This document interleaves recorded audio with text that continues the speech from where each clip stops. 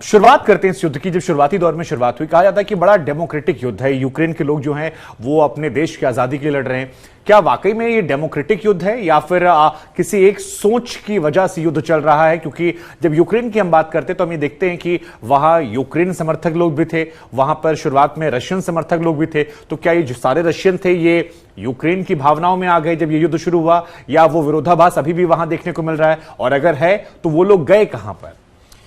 देखिए, इस एक तरह से ये सही बात है कि आज़ादी की लड़ाई है उनके लिए, क्योंकि काफ़ी लोगों का यूक्रेन में ये मानना है कि ठीक है, हमारी यूक्रेन रूस से एफिलिएशन है, हम एक ही एथनिसिटी के हैं, भाषा लगभग एक जैसी है, कल्चर एक है और एथनिसिटी भी एक है।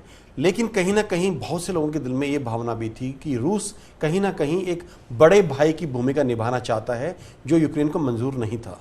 दूसरी बड़ी चीज़ ये थी कि जो ईस्ट के इलाके हैं दोनबास के यूक्रेन में, जिन पर रूस ने और रूसी समर्थित मिलिशिया ने 2014 में कब्जा कर लिया था, क्रीमिया पर कब्जा कर लिया था, कहीं ना कहीं एक ठीस सी थी यूक्रेनी लोगों के दिल में कि ये हमारे साथ ज़्यादती हुई है, और वो इलाका जो रूस ने कब्जे में कर लिया है या उनके समर्थित मिलिशिया ने इस वक्त अपने कब्जे में ले लिया है, वो यूक्रेन का हिस्सा बने, वहाँ लड़ाई ख़त्म हो। और बहुत से लोग जिनके नियर एंड डियर वंस, रिश्तेदार, दोस्त, जो 2014 से लेकर अब तक उसमें हताहत हुए हैं, मारे गए हैं, कहीं ना कहीं उनके दिल में एक बदले की भावना भी थी।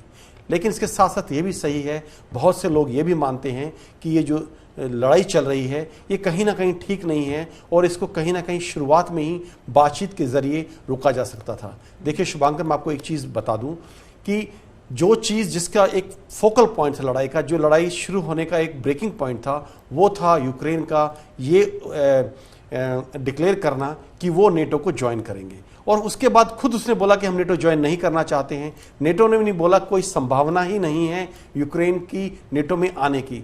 देखिए, ये चीज़ें युद्ध के 2-3 महीने बाद अगर आ रही हैं, मैं सिर्फ ये आशा करता हूँ कि ये चीज़ें काश युद्ध के से पहले आ जाती, और इतना एक भयानक युद्ध जिसमें इतने लोग हताहत हुए हैं, इतनी जाने गई हैं, शायद कहीं ना कहीं वो रोका जा सकता था।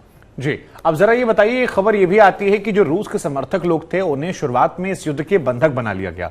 जो रूस को लेकर प्रो आवाजें थी, चाहे वो कैबिनेट में हो, पत्रकारों में हो या उनसे जुड़े लोगों में हो, उसको यूक्रेन में दबा दिया गया। जबकि जो खबरें हम पढ़ते हैं वो, या जो खबरें वेस्टर्न मीडिया से आती हैं, उनमें इतनी बातें नहीं आती हैं। तो अब जो ये रह रहकर 140वें दिन के आसपास इंफॉर्मेशन आ रही है, इसमें सच्चाई कितनी है, आप तो बेहतर बता सकते हैं।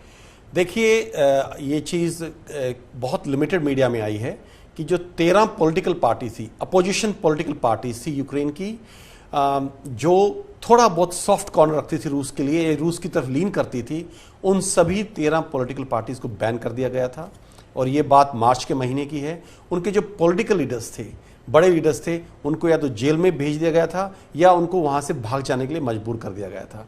इसके अलावा जहाँ तक मीडिया का सवाल है, देखिए ये भी मार्च के महीने के सेकंड हफ्ते की बात है, जब पूरी तरह से पूरा मीडिया बैन कर दिया गया था। सिर्फ एक नेशनल टेलीविज़न हर चैनल पर चलना था, और उसमें क्या कंटेंट होगा उसकी जो नेशनल अथॉरिटीज़ हैं वो ये डिक्टेट करती थी कि इसमें क्या चलेगा। और उसमें पूरी तरह से सिर्फ यूक्रेनियन गवर्नमेंट जो नैरेटिव चलाना चाहती थी, जो खबरें वो चाहती थी कि आम लोगों तक पहुँचे, सिर्फ वही खबरें दिखाई जा रही थी। बाकी हर प्रकार की इंफॉर्मेशन और खबरों पर पूरी तरह से प्रतिबंध लगा दिया गया था। जी, तो 140वें दिन जब जंग हो जाती है तो वहां पर आपने क्या देखा? क्योंकि कल हमने खबर पढ़ी, वहां पर कल हम और आप चर्चा भी कर रहे थे, इनफैक्ट आप दिल्ली में जब आए थे, ये हम चर्चा कर रहे थे कि भ्रष्टाचार को मिटाने के लिए वहां पर कैबिनेट का बदलाव किया जा रहा है, और ज़ेलेंस्की ये बात कह रहे थे। लेकिन आप ही ने खबर दी थी कि बड़ी संख्या में लोग हैं जो पैसे देकर यूक्रेन से बाहर निकल जा रहे हैं, क्योंकि उन्हें कहा गया है कि आप यूक्रेन नहीं छोड़ सकते हैं। खासतौर पर हम पुरुषों की बात कर रहे हैं जिनको ये कहा गया था आप नहीं छोड़ सकते हैं।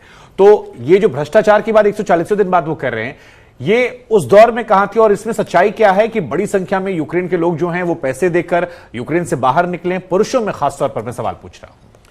देखिए, यूक्रेन की जो एक इमेज है यूरोप के अंदर, यूरोप में यूक्रेन को सबसे भ्रष्ट देश माना जाता है, कि करप्शन सबसे ज़्यादा अगर कहीं है यूरोप में किसी देश में तो वो यूक्रेन के अंदर है। और ये चीज़ जग जाहिर है। देखिए, जो लोग इंपोर्ट एक्सपोर्ट का काम करते हैं उन्हें पता है कि आप कस्टम्स पे ब्राइब करके चीज़ें करा सकते हैं, कोई डॉक्यूमेंट्स आपको हासिल करना है उसको आप ब्राइब करके हासिल कर सकते हैं।